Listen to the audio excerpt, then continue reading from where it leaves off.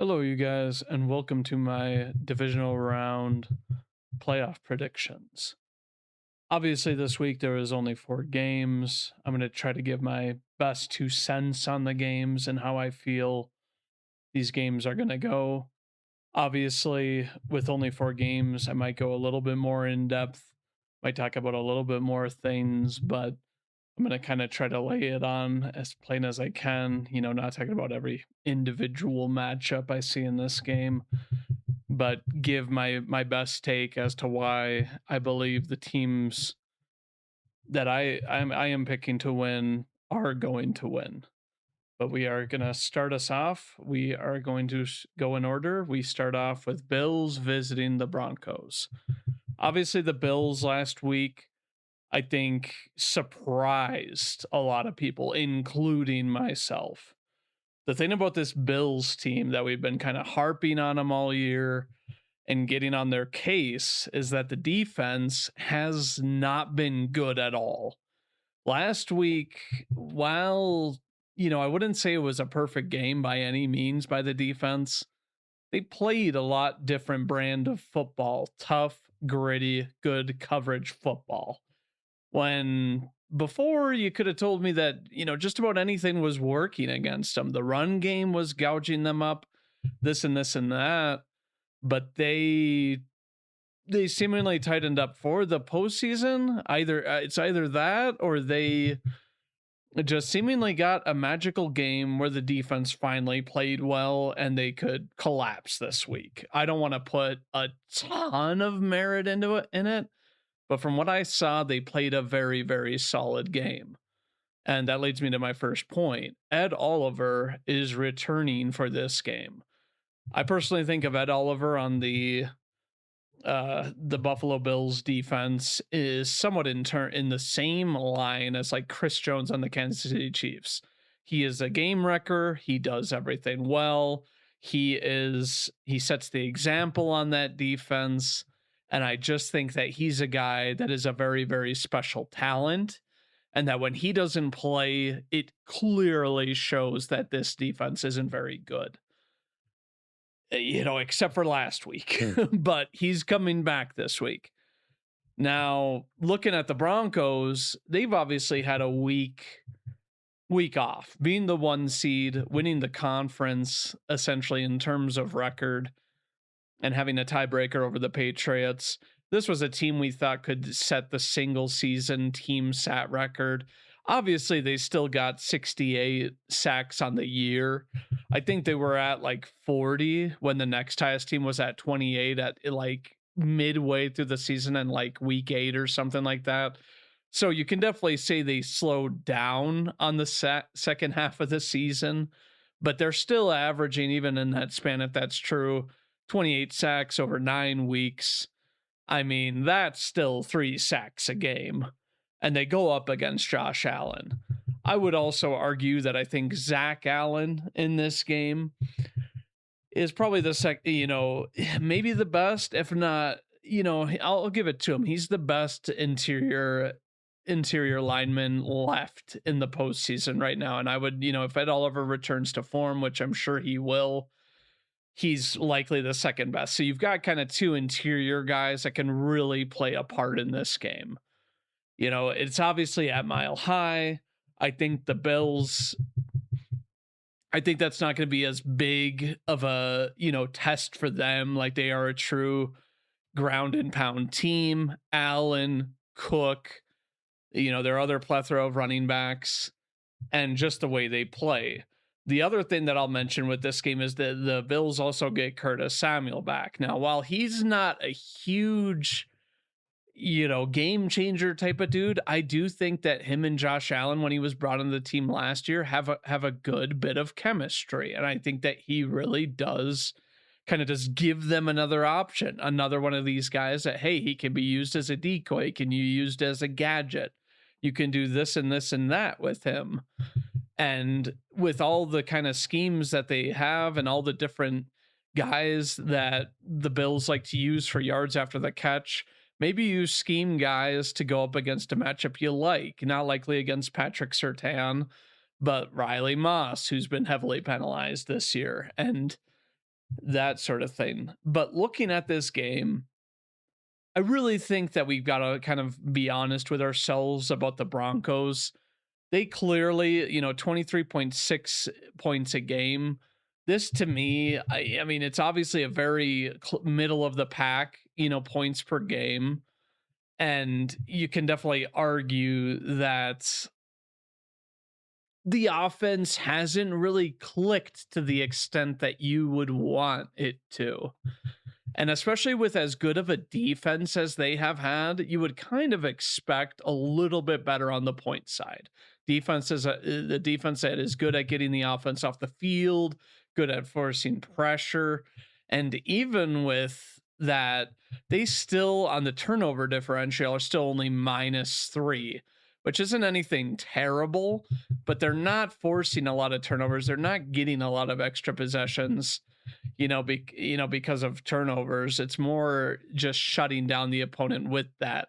But they're going up against Josh Allen. And last week kind of sold me on it because while I don't think the Jaguars quite have it impressive as a defense as the Broncos, they were still, I would argue, a top 5 defense in the league.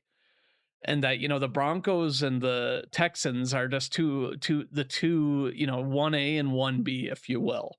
So looking at this game, I just think that if they're going to play the type coverage that they did, have Ed Oliver back alongside Gregory Rousseau and obviously Bosa, I just am leaning that I think the Bills, who really kind of proved to themselves that they can play this tough, gritty football, they can go away with this game. So I am taking Buffalo to win this game. And I wouldn't be surprised if this game came down to field goals. And I didn't talk on that much, but I live in Colorado and I do know that the wind isn't going to be that much of a factor, and that the Bills have a hell of a kicker and Will Lutz is a pretty good kicker. So depending on how these defenses play, depending on how they execute, who gets a potential turnover in this game, which I think the Bills, it's kind of do or die this year. I really do believe that because they have a lot of things to fix and they're up against, opponents that don't have as much playoff experience this year. I just don't see the Bills giving up this game. So I'm picking the Bills, but expect it to be a potentially close game. Moving on to later in the day, we have San Fran visiting Seattle. It will have been 2 weeks since the last time these guys played because obviously they played on the Saturday of the last week of the season in week 18 for the 1 seed. Obviously, both 1 seeds playing on Saturday. And looking at these teams, obviously, it's kind of wild to me the turnover differential with these teams. But you look at San Fran and they were able to squeak one by the Seahawks in week 1, but then they seemingly couldn't do anything in their last matchup. And I think that, Seattle, I think they have like a guard out that isn't going to play. I wonder if they show it down here. Okay, they do not. But overall, Seattle's at home. They're well rested. I don't see any reason to pick this team over San Fran this week. Now, I'm going to go into details. San Fran obviously is a little bit banged up. They're a team that, they've been relying on Christian McCaffrey, to say the least, a lot. He's been doing a lot. You have Ricky Pearsall, who's been questionable. He is questionable for this game. I kind of expect him to play. He has been very, very good. Demarcus Robinson has kind of emerged. I like what he did last week. I think he was kind of, the guy that like, hey, he was the X factor against the Eagles. And I mean, I just overall thought that, hey, this is a team that they had some pieces perform better to go up against the Eagles and cause them to win. And I do think Purdy's been playing very, very well. Do I think Purdy's going to play well enough for them to win this game? it's going to be really, really tough against a refreshed defense, that's well rested and has played really, really good football. They obviously have a good amount of ints on the year. The turnover differential isn't the best. I think that mostly has to do with Darnold and his 14 picks obviously this year. Not a crazy pick to turnover ratio of 1 point something, but I overall kind of look at it and think it's kind of funny that they've averaged the same yards per game. But I do think that the only game that the San Fran was able to get away with, in this season was week 1. So I'm going with Seattle just because I think San Fran is too banged up and they're not going to be able to get enough pressure on Darnold. They just don't force enough pressure. And I think this is going to be where the tail ends for San Fran in another crazy injury plagued season. I just don't think there's much to talk about in this game. Could be a very gritty game, but I just think that you look at the Seahawks and they're well rested and they're at home in that loud stadium. I just think that there's just not much of a shot for the Niners, if I'm being real with. I think that this is one of my more surefire lock wins this week. Not that I like discrediting San Fran because they've won against the odds all year. But I think last week they kind of played an opponent that couldn't score a lot of points and didn't do well all season offensively in the Eagles. This game to me screams like, oh, we're going to really, put ourselves on the map. Instead of just being the 1 seed, we're going to be the 1 seed that comes away with a dominating win against a division rival and really show that either the Bears or the Rams, whoever they play the next week, are going to be put on notice that this team is for real.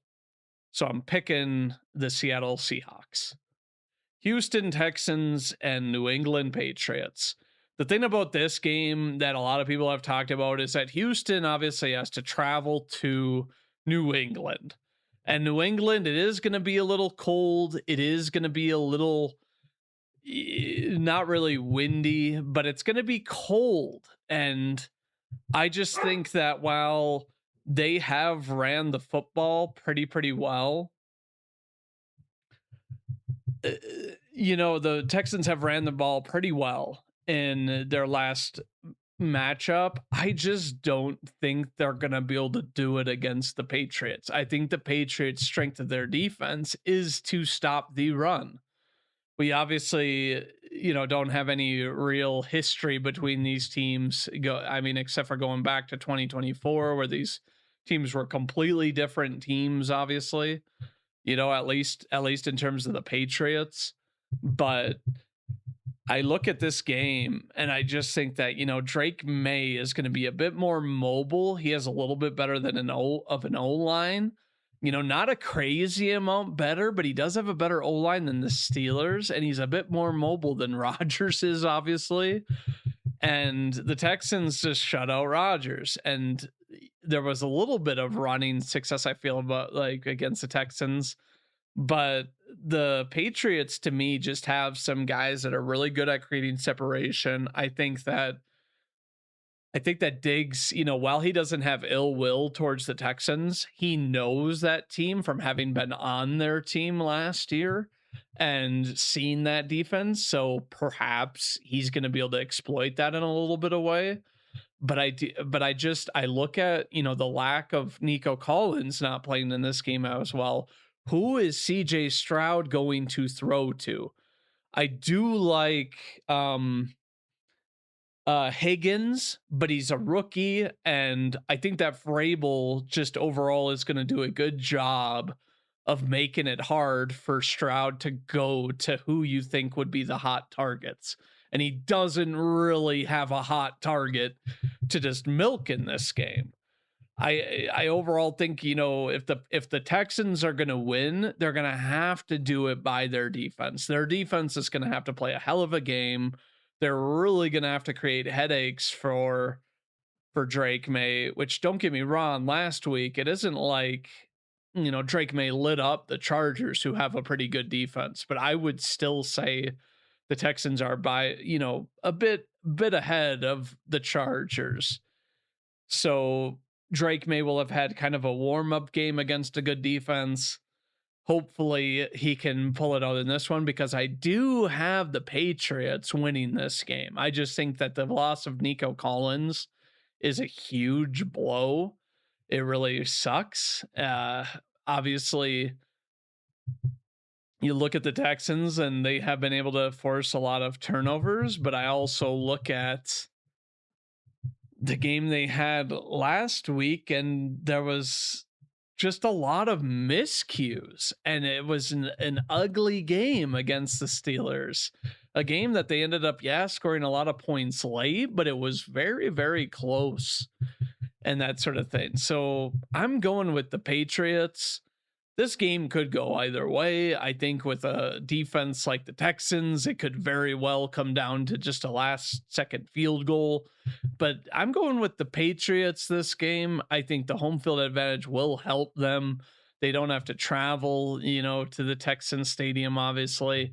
And I think that Drake May is only going to continue to get better and throw these good, tight passes that are also low risk, because he has shown he can do that. Moving on to the last game of the divisional weekend, we have the Rams going to go visit the Chicago Bears. Now, the Bears obviously played a very, very good fourth quarter last week against my Green Bay Packers. Obviously, they were very fired up. The fourth quarter, seemingly the quarter where, hey, we can do whatever we want. And Caleb Williams, while I'd like to say, it is a bit of luck, the throw he made on 4th and 8, I do think it was still pretty well executed. Now, the Rams, obviously last week we saw them play a hell of a game against the Panthers, and they overall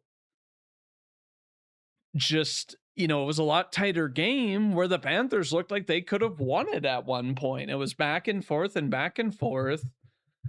And overall, they just, were able to pull it out with better QB play and better clutch play from Stafford. Looking at this game, one of the key things that everyone has talked about this week is the conditions of Soldier Field. Obviously, the field itself is pretty bad, kind of known for being a crappy field.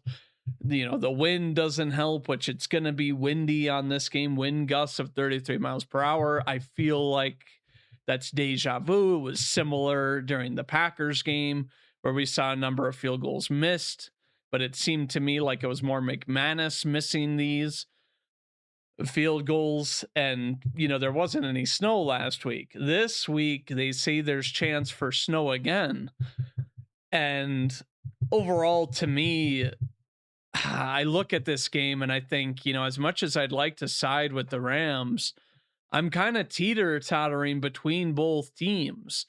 If the Rams, who obviously have, a better top two duo, in my opinion, than the Bears, where the Bears, their primary target to me has been Colston Loveland for the better part of the later part of the season. Obviously, he got the most yards, this year of anybody on the team. But you look at, Puka, obviously crazy year.